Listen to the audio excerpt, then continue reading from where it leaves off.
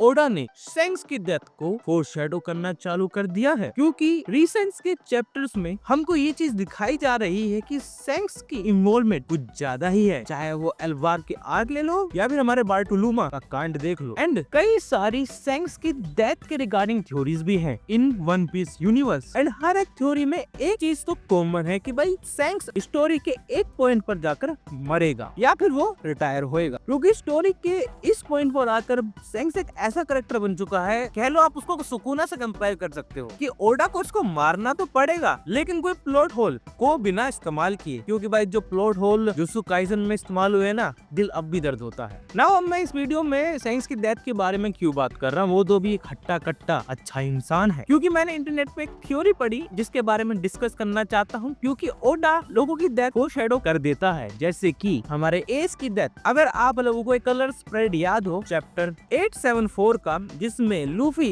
Card game खेल रहा था और उसके हाथ में स्कल का कार्ड था एंड दूसरे हाथ में एस का कार्ड था, एंड हमको पता है कि भाई ओडा ने एस को मार दिया। एंड उसके ही नेक्स्ट चैप्टर 875 की कवर पेज पर अगर आप ध्यान दो, बार्टोलुमा के पास भी एक स्कल है और उसने सैंक्स के फ्लैग को जला भी रखा है। एंड हमने स्टोरी देखी है कि कैसे सैंक्स ने बार्टोलुमा को जहर खाने के लिए दिया था, बट वो उसकी सिर्फ लॉयल्टी टेस्ट कर रहा था। लेकिन यहाँ पर मेरे को ये चीज देखने में थोड़ी सी खटकती जरूर है। ये शायद अब ओडा सैंक्स के आर्क को स्टार्ट करना चालू करेंगे, क्योंकि रिसेंट के चैप्टर में जब लोकी का अपीयरेंस हो ही गया है तो हमको ये भी सीधा ही कंफर्म कर दिया कि लोकी को हराने में सैंक्स ने ही मदद करी थी। और हम इस चक्कर में ये भी चीज जान चुके हैं कि क्यों एल्बाब सैंक्स की एक टेरिटरी है, या फिर ये कह लो कि भाई सैंक्स को जायंट्स पसंद क्यों करते हैं। एंड यहाँ पर मैं फोरशैडो का एक और पॉइंट देता हूँ। अगर आप लोगों को याद हो, जब व्हाइट बियर्ड का फ्लैग ब्राउन बियर्ड ने जलाया था, उसके बाद ही हमारा व्हाइट बियर्ड टपक गया था। और यहाँ पर कंफ्यूज मत होना, उसके बाद का मतलब है समय लगा था, लेकिन वो भी मारा गया। और किसने सोचा था कि भाई एस प्लस व्हाइट बियर्ड दो मेन कैरेक्टर एक ही स्टोरी आर्क में निपट जाएंगी। तो मेरे को लग रहा है कि भाई ओडा हमको सेम चीज दोबारा से हिंट कर रहा है कि भाई अब सैंक्स का वक्त बुरा चालू होने वाला है। और इसको मारेगा कौन? मोस्ट प्रोबेबली हमारा ब्लैक बियर्ड, क्योंकि अगर आपको मरीन फोर्ड आर्क याद हो तो आपको पता हो कि ब्लैक बियर्ड ने एक सिंपल सी लाइन कही थी कि हम अभी इनके लिए तैयार नहीं हैं। यानी कि ब्लैक बियर्ड जितने भी डेविल फ्रूट हंट कर रहा है वो किसी और के लिए अपने आप को ताकतवर बनाने के लिए तो कर ही रहा है, लेकिन उसका मेन टारगेट सैंक्स है, क्योंकि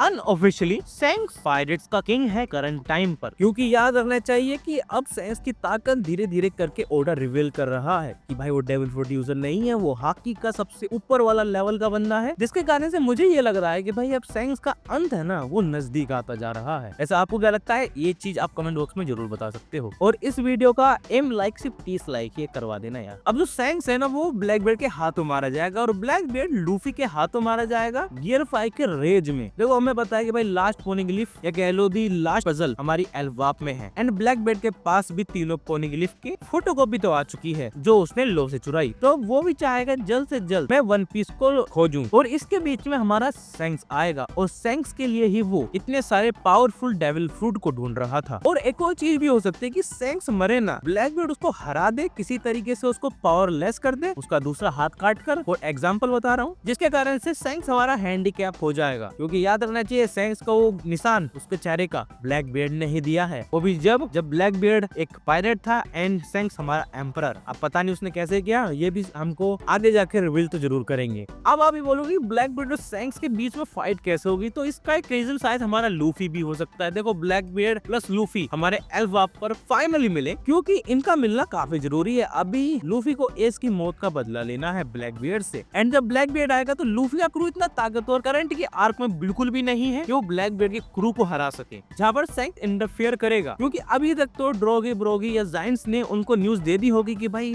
लूफी एल्बाब पर आ चुका है, और एल्बाब पर हमारा लोकी भी है, जिसके कारण से सैंक्स शायद लूफी को बचाने के लिए आए। देखो मैं यहाँ पर ये समझाने की कोशिश कर रहा हूँ कि लोकी हमारा काफी डेंजरस कैरेक्टर है। रिमेम्बर दैट सैंक्स उसको मार नहीं पाया था, इतने सारे जायंट्स मिलकर प्लस सैंक्स की मदद से इन्होंने सिर्फ उसको बांधा है। आपको चीज याद होनी चाहिए कि भाई लोकी ने अपने बाप को मारा है और वो बाप एल्बाब का राजा था। और जब राजा मरता है ना, चाहे उसका बेटा मारे या उसकी पत्नी, उनको सीधा फांसी की सजा होती है। लेकिन लूफी को ये फांसी की सजा देने में नाकामयाब रहे और सैंक्स भी लोकी को मारने में नाकामयाब रहा। एंड लोकी बड़े ही सिंपल तरीके से एक चीज कहता, भाई तो जिस भी ग्रुप को बोलेगा मैं उसको मार दूंगा। और फाइनल पोनिग्लिफ ऐसी ही जगह पर होगा जिसको सबसे ज्यादा ताकतवर कैरेक्टर गार्ड कर रहा होगा। नाउ रिमेंबर दैट, क्योंकि जैसे जैसे पोनिग्लिफ आए हैं वैसे वैसे स्ट्रॉन्गर कैरेक्टर्स आए हैं उनको प्रोटेक्ट करने के लिए या उनके पीछे फाइट करने के लिए। तो अब आगे जाके हमें सैंक्स वर्सेस ब्लैकबीयर्ड या फिर सैंक्स वर्सेस लोकी देखने को मिल सकती है। और क्या पता लोकी और सैंक्स को फाइट हो जिसका फायदा ब्लैकबीयर्ड उठा ले एंड वो सैंक्स को मार दे, ऐसा होते हुए हमारा लूफी देख ले। फिर पता है एक बढ़िया सी मरीन फोर्ट जैसी आर्क होनी है जिसका काफी लोग काफी समय से इंतजार कर रहे हैं। खैर ये मेरा ओपिनियन है कि भाई सैंक्स अब मरेगा, अब उसको मारेंगे कैसे, अब वो ऑर्डर सेंस पे छोड़ देते हैं। जिसको वीडियो पसंद आई वीडियो को लाइक कर देना, चैनल को सब्सक्राइब कर देना। Thank you for watching.